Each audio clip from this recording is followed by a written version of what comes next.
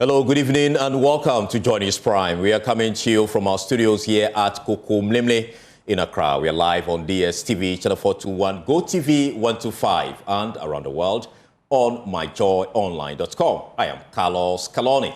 And I am Faustina Safo. Tonight, Govt and DSTV reached a new agreement that will offer Ghanaian subscribers up to 50% in value on their packages following weeks of standoff. We have details as government moves to deal with DSTV decoders smuggled from Nigeria. We'll also hear from you here on Joy News Prime. Also, many public institutions continue to flout Ghana's right to information law, resulting in substantial fines despite 5 years of implementation. We'll hear from a legal practitioner who is advocating reforms that hold individual officials personally liable for fines rather than the taxpayer bearing the brunt. Also tonight, Ghana Water Limited cracks down on consumers and customers engaging in illegal water connection and other offences, with over 100 customers summoned as part of a 6-week revenue mobilization exercise. But some customers blame the situation on the company's delays in providing meters and poor responsiveness. We are Joy News and we are your home of independent, fearless and credible journalism. It's a good time to take a seat and please be our guest.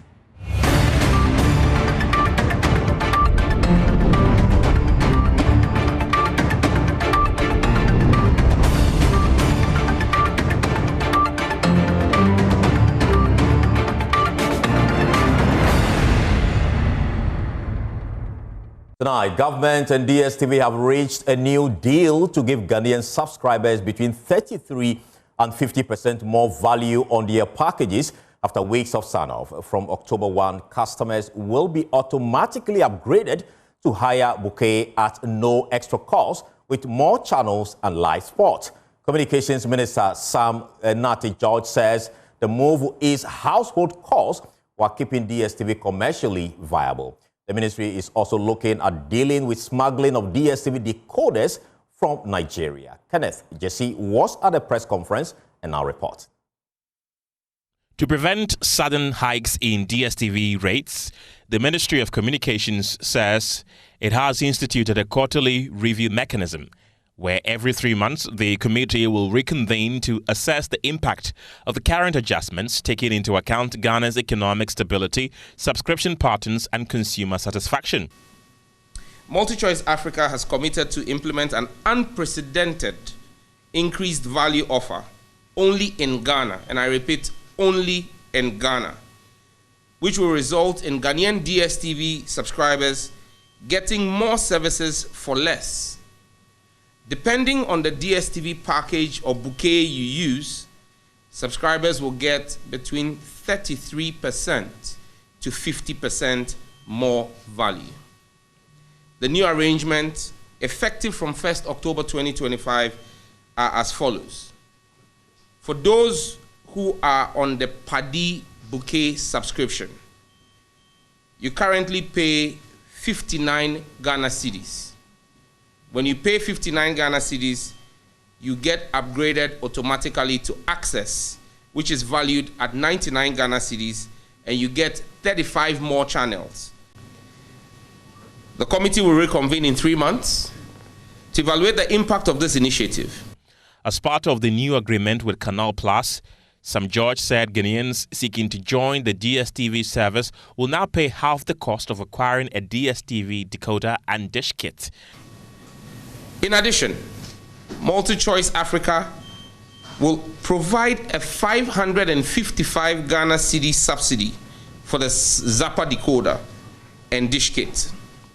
New customers will therefore be able to get the Zappa and dish kit at 50% of its current price. So yet another 50% discount for subscribers.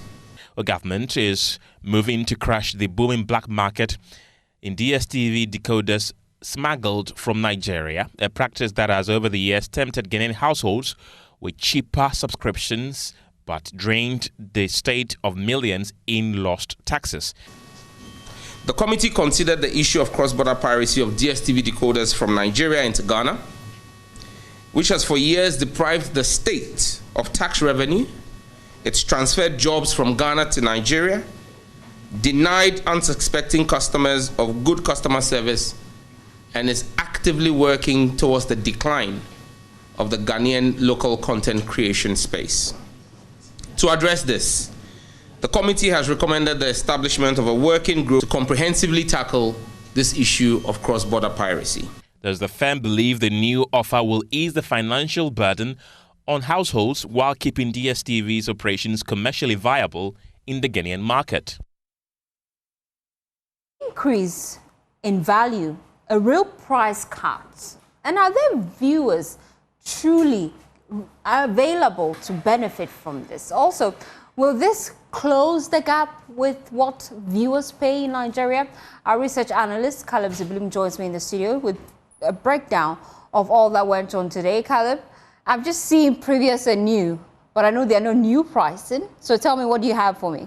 Okay, so from the Communications Ministry today, DSTV has not reduced the price of their packages. Okay. What they've done is that they are going to move you up a package. So if you pay for PADI, which is 59 cedis, you get access to Access. So you get access to the Access package, which was 99 cedis. Okay. So you still be paying your 59 cedis, but you get access to the Access package. Okay. So the same for all the packages. If you are paying for Compact, which is 380, you are now getting access to Compact Plus, which would have cost you 570 Ghana cedis. Oh. So the whole agreement is that they are pushing you up a package. And so give you more value, but the price remains same. Exactly. Okay. So the argument from the ministry is that if you are on, say, Compact Plus, and because of the new arrangements, you can decide to move your package down to Compact, but you still get access to Compact Plus. So you're paying 380 for Compact, but you get access to the channels on Compact Plus instead of paying the 570.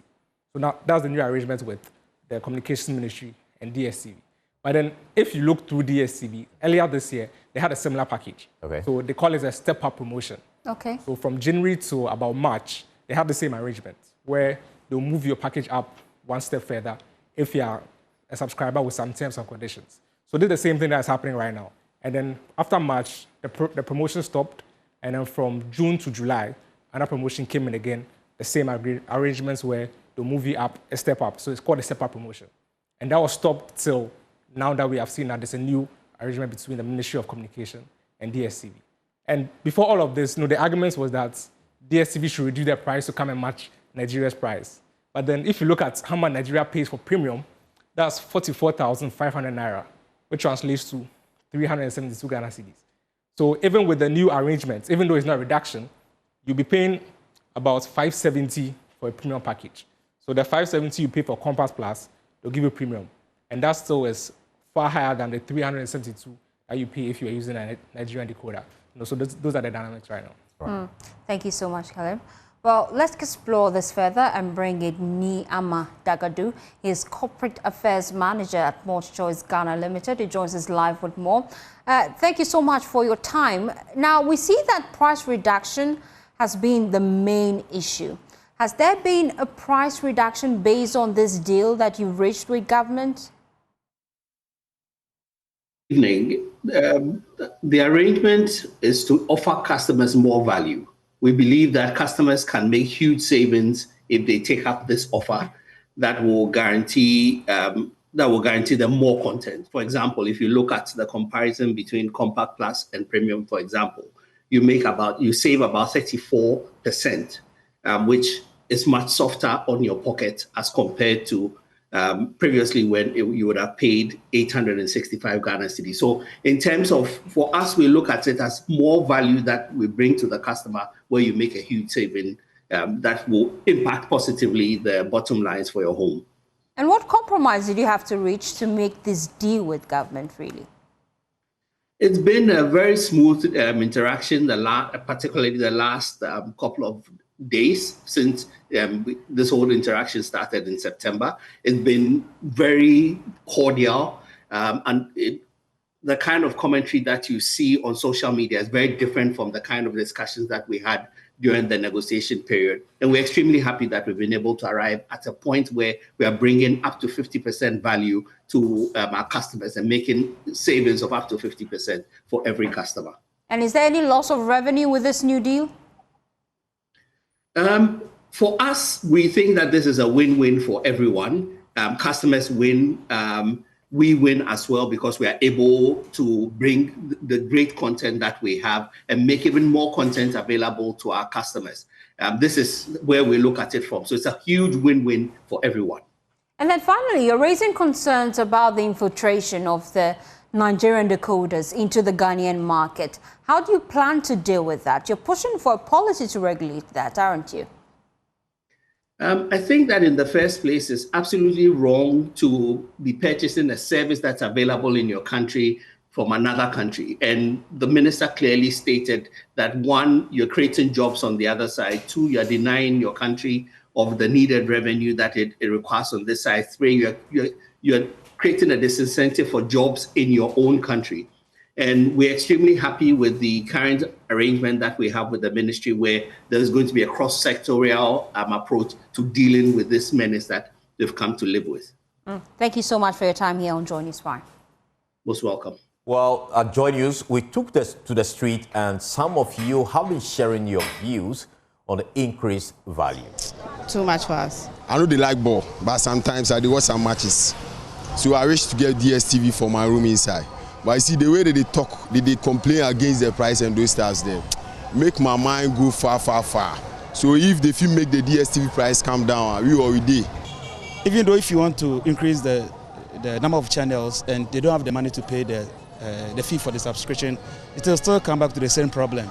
So I think the reduction will be more important than the increasing of the channels. I think the price still needs to come down so that to make it easy access to everyone. A lot of people want to have access to it, but because of the price restrictions, they are not able to get access to that. So I think the price still needs to come down, regardless of the number of channels that are on it. Some of the channels, the movies, they keep repeating the movies like till like we don't enjoy it. Like we don't enjoy it. These days, a lot of people are busy. Like, I don't think you can even watch all the channels on the DSTV. And I'm speaking for myself. I haven't even watched. I just have like 3 favorite channels that I watch. So I don't think adding more channels to the already existing channels would actually make a deal for us. They should just work on the prices.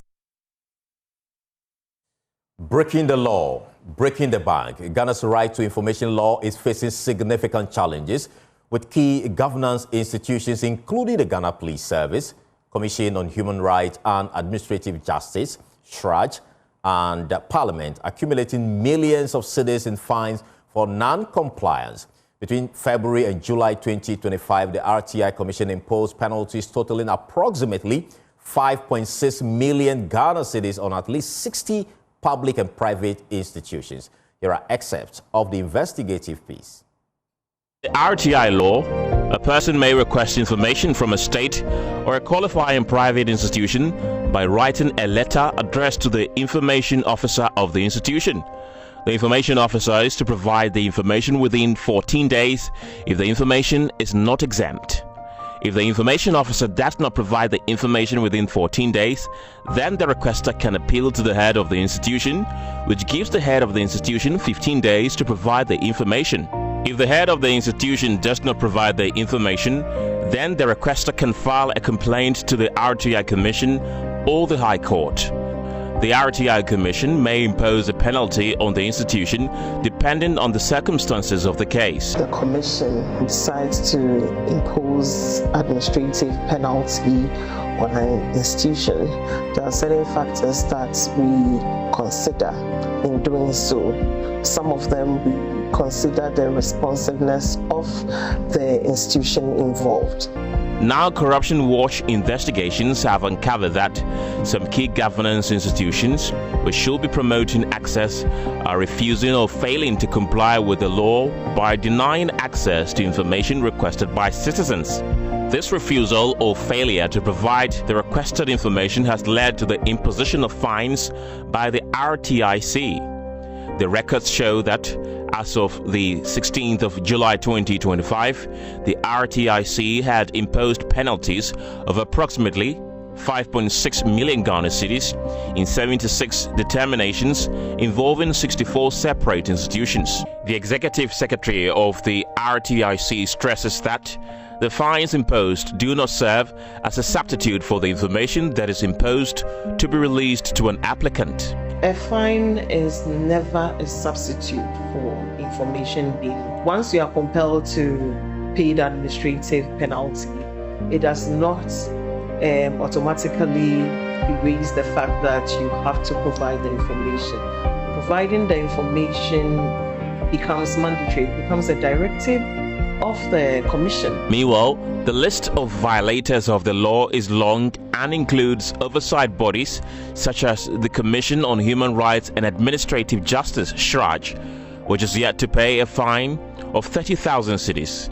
The Judicial Service of Ghana, also yet to pay a fine of 100,000 cedis.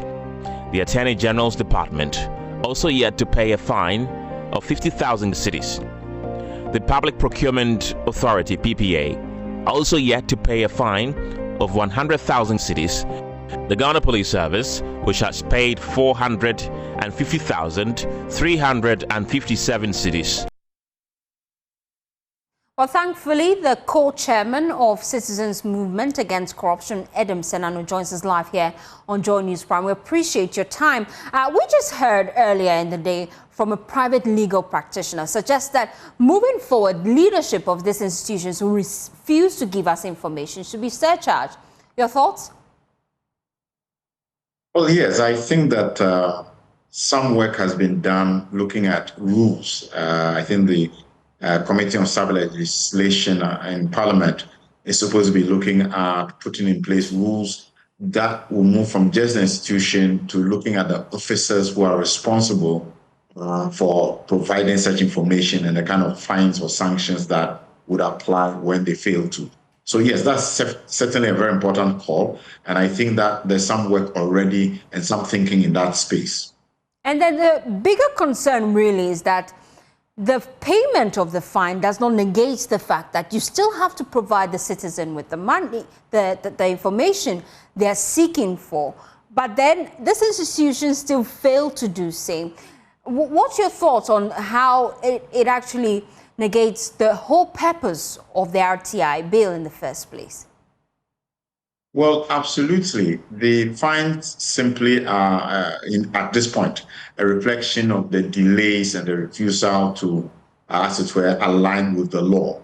Now, I think that the rules are trying to take on board the tendency for some, institutions to fail completely to provide that information by making the sanctions in terms of the fines so punitive that, I think that the range is not all the way, that what we're asking for could be something all the way up to about 5 million or so Ghana cedis on failure, such that those responsible would need to take action. Otherwise, they are likely to lose their jobs. So absolutely, we cannot say that the fines are a replacement for the work or the information that is required for citizens to hold accountable these officers and institutions. Much more important for all of us is that the information should be provided so we have clarity on what is going on, whether monies have been applied properly, whether processes, administrative and otherwise, have been followed, and so on and so forth. How do you think we can deal with this moving forward? Because looking at the data put out, some key offenders, the Ghana Police Service, the Office of the Attorney General, even Parliament himself, all refusing to give out valuable information. I think that the naming and shaming, this is a good start. I was delighted to see the report.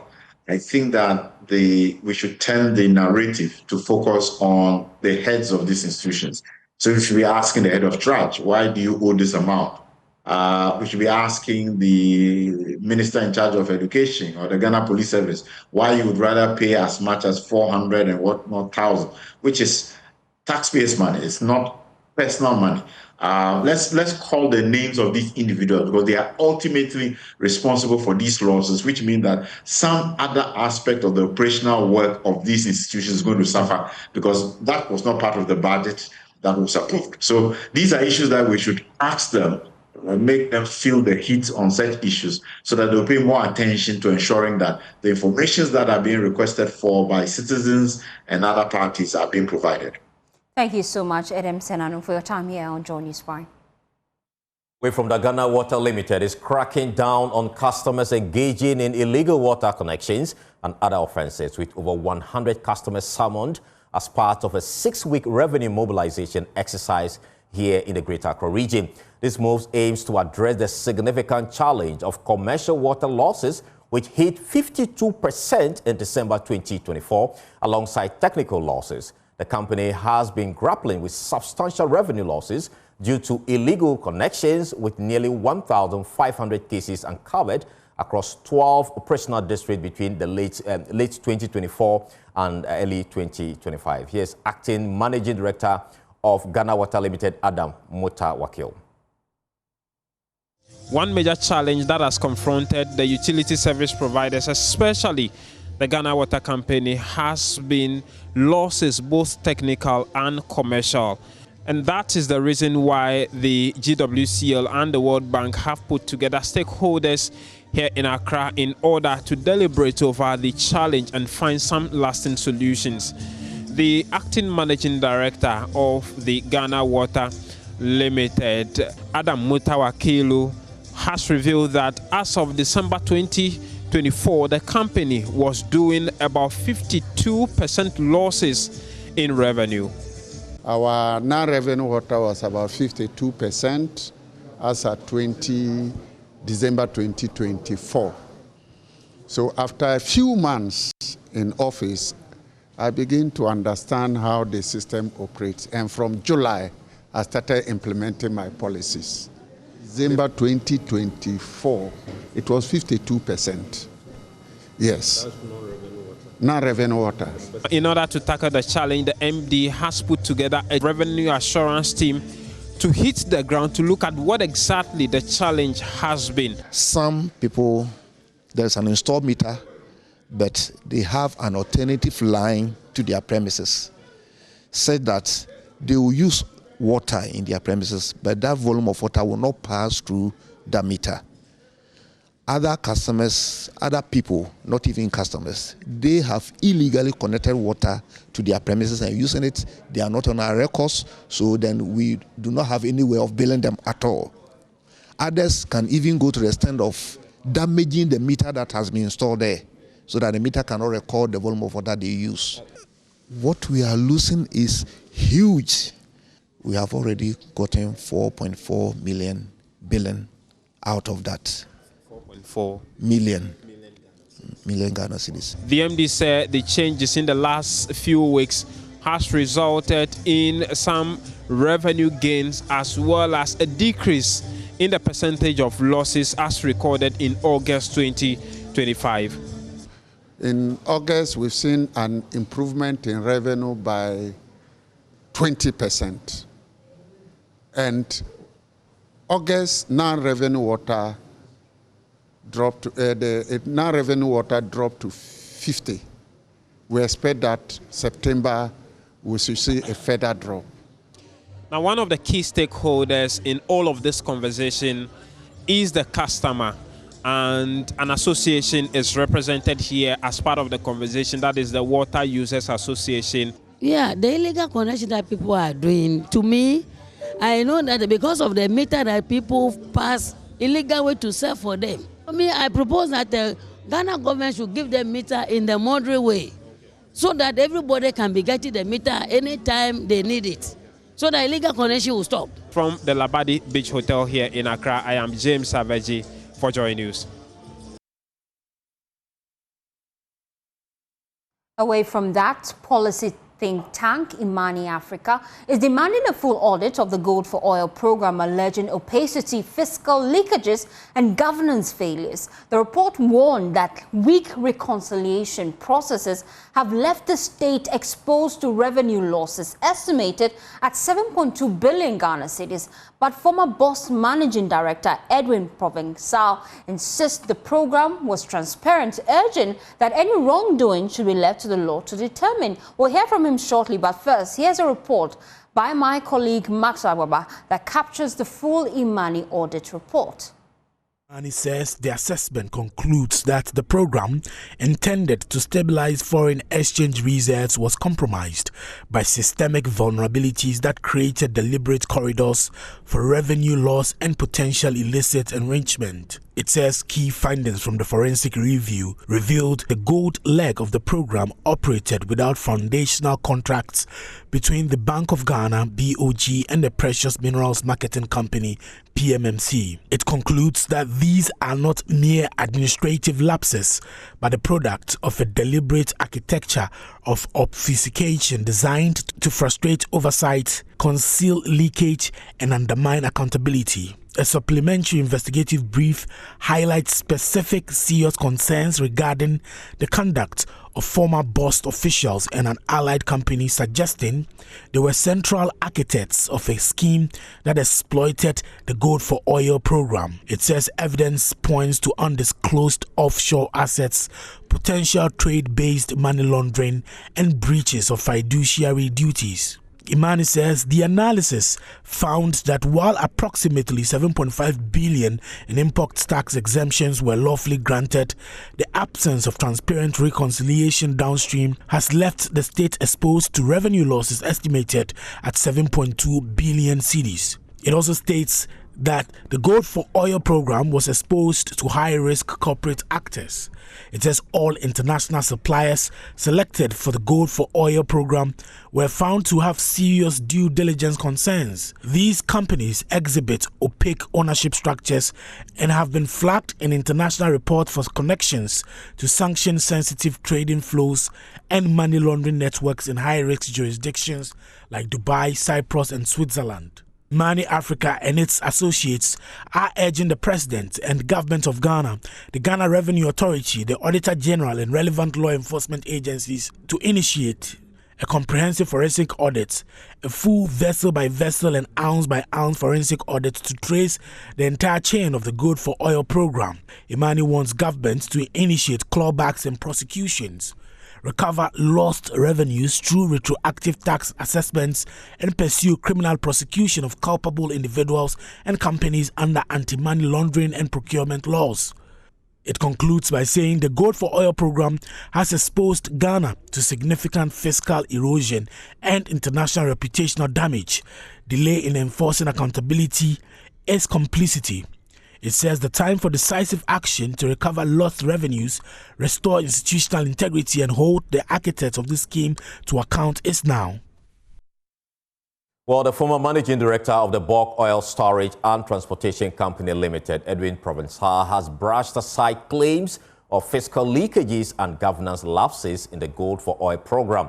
In an interview on Joy FM, he insisted the program was implemented transparently, but added that anyone found culpable must face the law.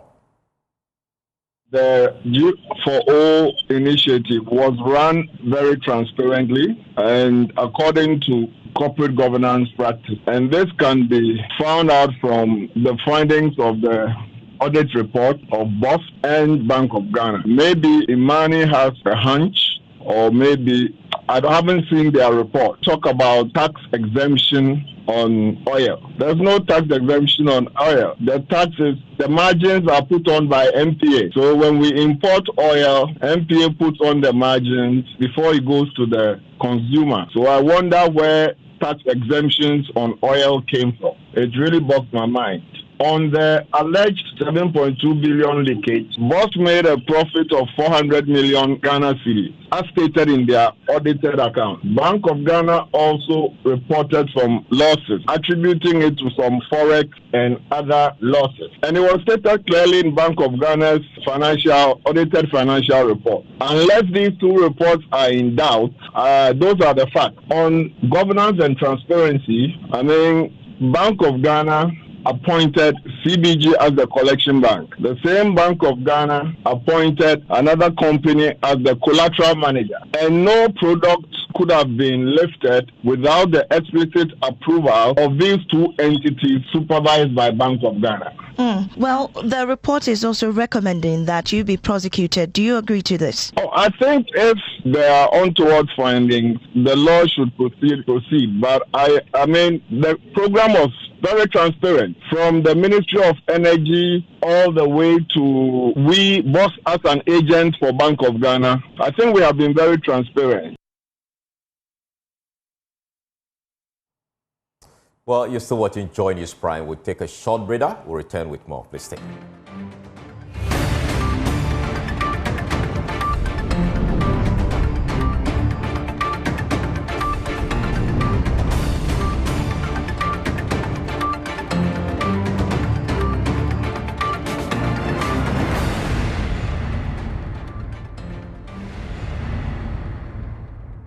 Welcome back, and thank you so much for staying with us. To other stories now, residents and business owners along the Ahuju-Santase Road in Kumasi are bracing for the planned €17 million dual carriage project. The Kumasi Metropolitan Assembly has given occupants a 1-month ultimatum to vacate, but while many say they are ready to cooperate, they are demanding the project be completed on time. Emmanuel Bribe reports. This is the Ahuju roundabout. On my right is the stretch leading to Santase roundabout, and to the left leads to the Asokwa interchange. Well, for temporary structures that are scattered along this particular stretch, in some few months to come, hopefully by the middle of November, there will be no more. That's simply because the government has announced plans to convert this particular stretch into a dual carriage road. The KMA has given a 1-month ultimatum for temporary owners to vacate this premises or face a forceful eviction. We have been interacting with some of these occupants along the stretch, and there have been mixed reactions to this particular development. The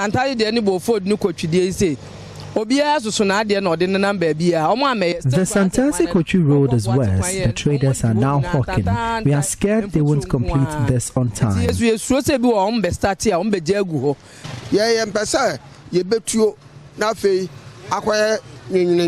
We don't want to vacate this premises, and the road completion becomes a challenge.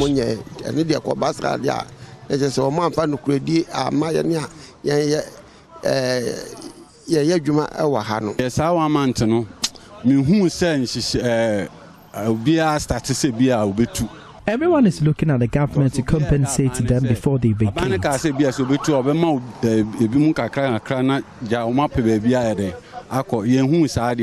Kumasi Mayor Richard Oforiajaman-Brady says the assembly will provide temporary space to accommodate the evicted traders. We have engaged some of the mechanics. We identified 35 of them. We had engaged them and given them a site around Azafo, Nadeswa, about where we intend to relocate them. There are some squatters there who are also going to be affected. We are evacuating all of them. There are car dealers who are putting garages from the Santase roundabout straight to the whole roundabout. We are evacuating all of them. That we have engaged them. For residents and occupants along this particular stretch, they hope that this €17 million road dualization project does not become like the many protracted or worse uncompleted road projects scattered across the Ashanti region, but this one will be completed in the stipulated time of completion. From here at Ahuju roundabout in Kumasi, my name is Emmanuel Bribe. Well, hidden in Boyem in the Bono East region, the Bribe waterfall is famed for its beauty and spiritual powers, with a nearby rock strikingly shaped like the map of Africa. But the tourist site is cut off by poor roads, a stark contradiction that keeps visitors. And Asabit was in the community and report. Deep in the heart of the Bono East region, nestled amidst the ancient Rocky Mountain of Boyem, lies a place whispered to hold secrets and blessings. The Bribe waterfall, a natural wonder steeping in spiritual reverence, drawing seekers of beauty and solace.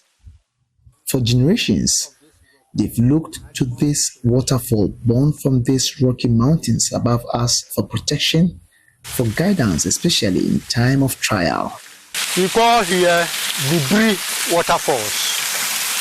It calls its name because the stream is very powerful.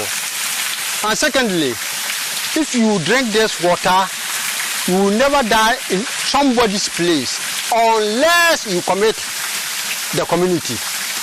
Else, whatever will happen to you, you will come back to this community before you pass away. Visitors still brave the journey, drawn by the unique beauty and the stories of Bribe's power. Olofuri tells me students of the community used to visit the waterfall before their final exams for guidance and luck. In the olden days, when we are just going to take any examination, they used all the students to be here to bath in this water. After the bathing, when you go, everybody will pass without paying any failure. So that's why it got his name, Bribe. Another significant reason why most tourists still visit Boyam is this beautiful rock shaped like the African map. Tourists we met here couldn't hide their joy upon seeing its beautiful shape. Visitors like these still find their way, drawn by Bribe's mistake and the awe-inspiring African rock. But their numbers are dwindling. The reason? A journey that's becoming a battle. What should be a scenic drive is now a bone-rattling, axle-breaking nightmare. The place needs development, the road in particular, and I went to the Bribe waterfall. The road looks very terrible. And they also have to protect the waterfall from illegal loggers who have started cutting down the trees around. These residents here have issued a plea to government. But will those in authority listen and act before this secret gem is lost completely? Reporting for Joy News, Anas Sabit. Time now for international news, and a special court in South Sudan has ruled that it does not have the jurisdiction to prosecute suspended Vice President Riek Machar. The 7 co-accused who are charged with murder, treason, and crimes against humanity. The court dismissed all objections by Machar's legal team regarding its authority, the constitutionality of the proceedings, and the claim that he was immune from prosecution. The case will continue on Wednesday. Machar has dismissed the charges brought against him 2 weeks ago as a political witch hunt. The charges stem from an attack in March by a militia alleged linked to Machar, which killed 250 soldiers and a general. Since then, he has been under house arrest. South Sudan court rejects ex-VP's bid to halt murder and treason trial. Well, that's it for World News. Up next is Showbiz, and Becky will be in the studio shortly.